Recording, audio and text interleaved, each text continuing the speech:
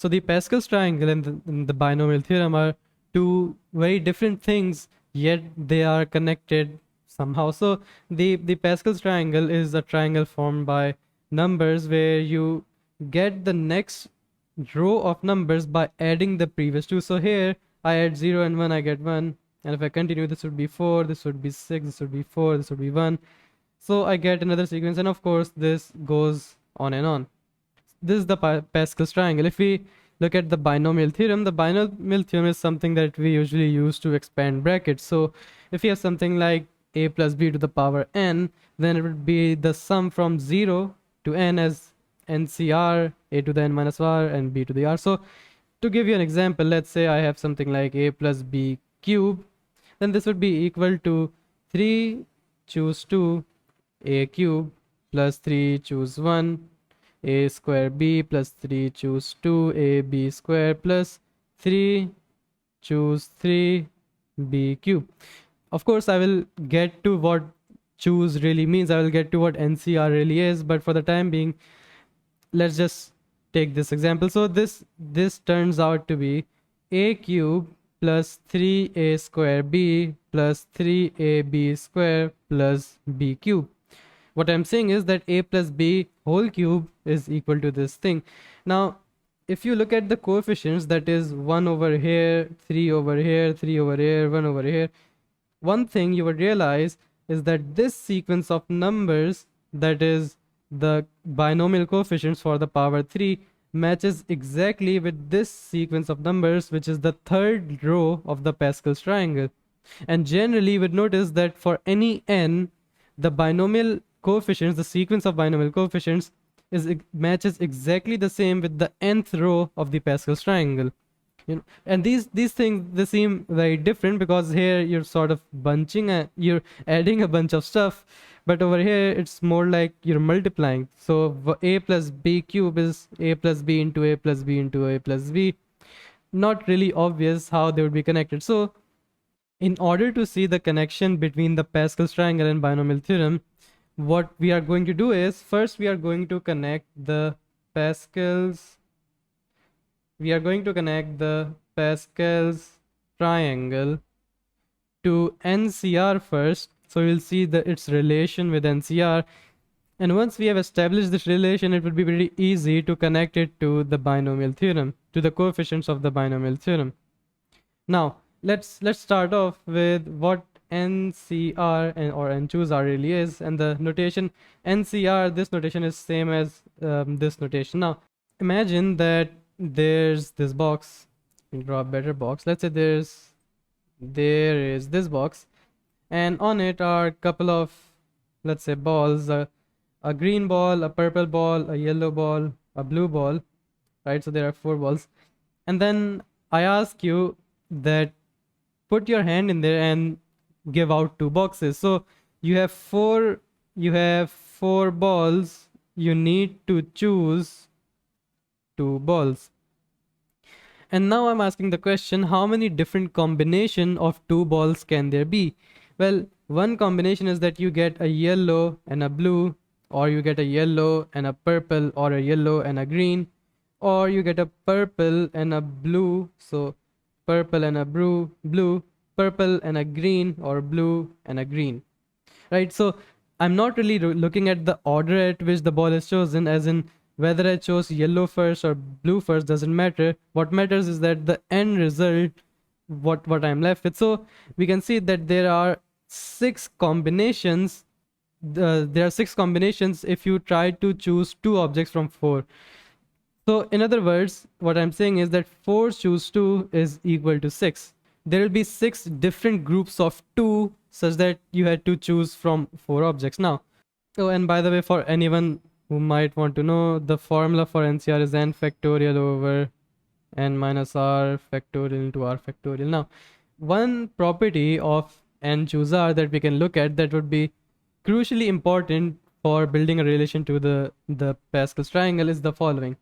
First, let's see the scenario that, let's say I have 10 balls, so 1, 2, 3, 4, 5, 6, 7, 8, 9, 10, and each of them are unique. So let's give them a number. This is the ball number 1, 2, 3, 4, 5, 6, 7, 8, 9 and ball number 10. And now I'm asking you, let's say you have 10 balls and you need to choose 4 of them. Now, the number of combinations of choosing 4 balls from 10 balls is equal to, well, if we focus, let's say we focus on a particular ball, let's say ball number 6. Now, the combinations that I get in choosing the 4 balls from the 10 balls will either contain this ball number 6 or it will not contain this ball number 6. In other words, choosing 4 balls from 10 balls is the same as the number of combinations including or with ball number 6 plus number of combinations without ball number 6. So now that we've established that, let's try to work it out. Given that I have to choose 4 balls from 10 balls, and in that combination I have to include ball number 6. In other words, I need to choose 3 more balls from the remaining 9 balls. So this should equal to 9 choose 3. And over here, I am not choosing ball number 6. In other words, in this combination, I will need to choose 4 balls from the remaining 9 balls. In other words, 9c4. So we arrive at this equality that 10c4 is in fact equal to, actually let me use the same notation so that it doesn't become too weird. So 10c4 is equal to 9c3 plus 9 choose 4. And so generally, if you generalize this, what you will get at is that the n choose r is actually equal to n minus 1 choose r minus 1 plus n minus 1 choose r. And this idea that the next number you get by somehow adding the previous 2 numbers is something that seems very familiar to the Pascal's triangle, and that is why this would be something that is worth checking out when trying to build a connection. Now, let's take another Pascal's triangle, and by another I just mean I'm drawing a new one. So let's cross this out. Now, in the Pascal's triangle, what we are doing is that we're getting the next row by adding the values in the previous one. So over here, this is taken to be 0. So 0 plus 1 here would be 0, 1 plus 1 would be 2, 1 plus 0 would be again 0.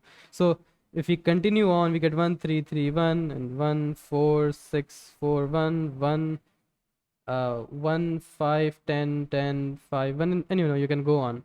Now, for the sake of just being neat, I will introduce a notation that I don't really think this is something of official notation, but what I'm going to say is that when I say x comma y, I'm referring to the x row, the value in the x row, and the yth column in the Pascal's triangle. So for example, 4 comma 3 is equal to 6 because this is the first row, second row, third row, fourth row. So we're the fourth row, and then the first column, second column, third column, bingo. So that's what we'll be following. And just to give you another example, 4 comma 4 would be equal to 4. Now if we concentrate on this particular number 10, and I'm just focusing on a particular number because it's easier to explain but then you can generalize very easily. So let's focus on this number 10, and it is to notice that the way we got this number 10 was that, so the number 10 is the 5th column and the 4th row, and the way we got this value was by adding the 4th column 3rd row plus the 4th column 4th row, right? All I'm saying is that you got this 10 because by adding these 2 numbers. That's how the Pascal's triangle works.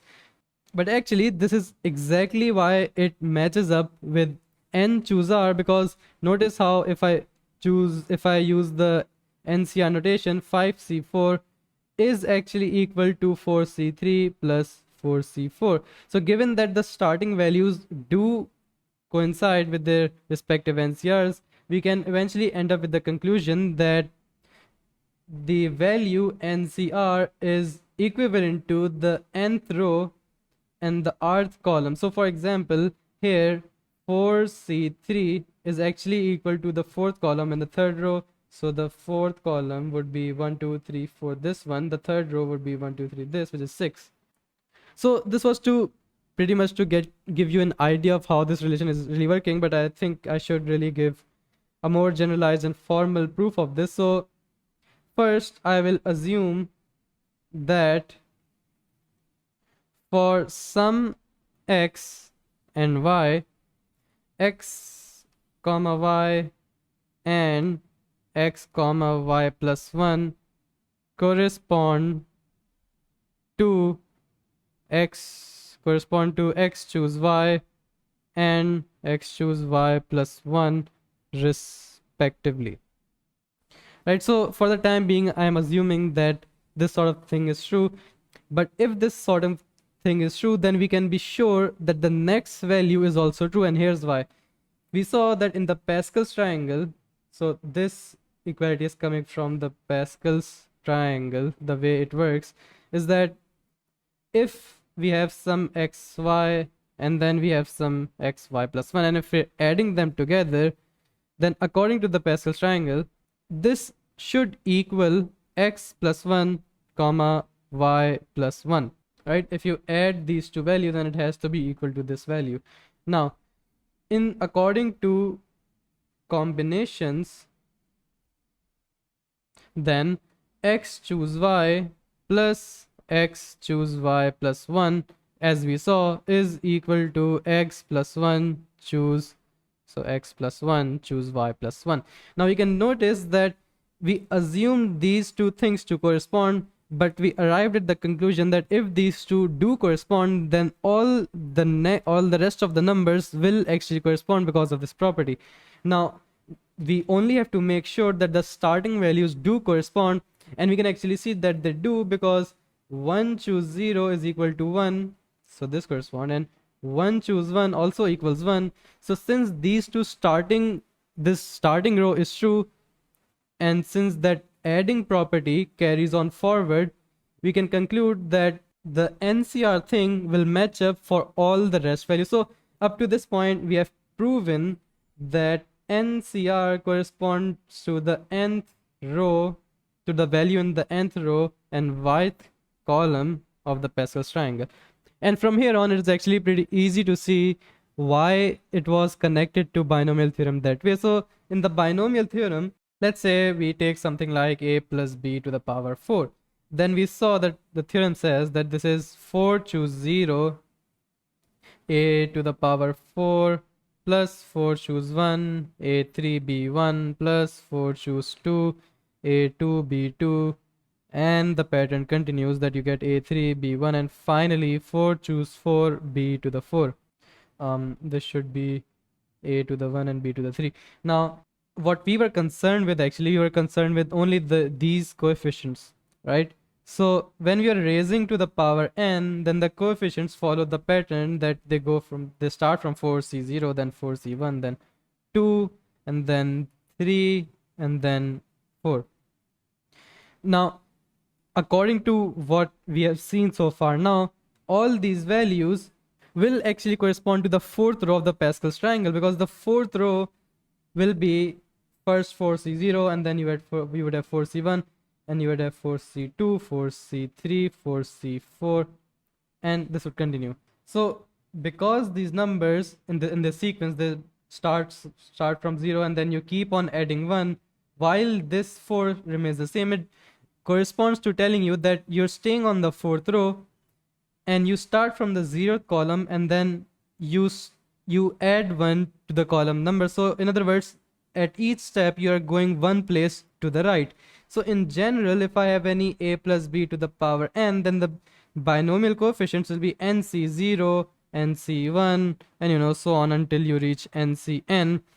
And since these r's are varying in such a way, this would correspond to, in the Pascal's triangle, this would correspond to the values in the nth row, as in the nth row 0th column the value would be nc0, in the nth row first column, which is one place to the right, would be nc1, and the pattern would hold. So that was the connection between the Pascal's triangle and the binomial theorem. That was all for today. See you in the next QED.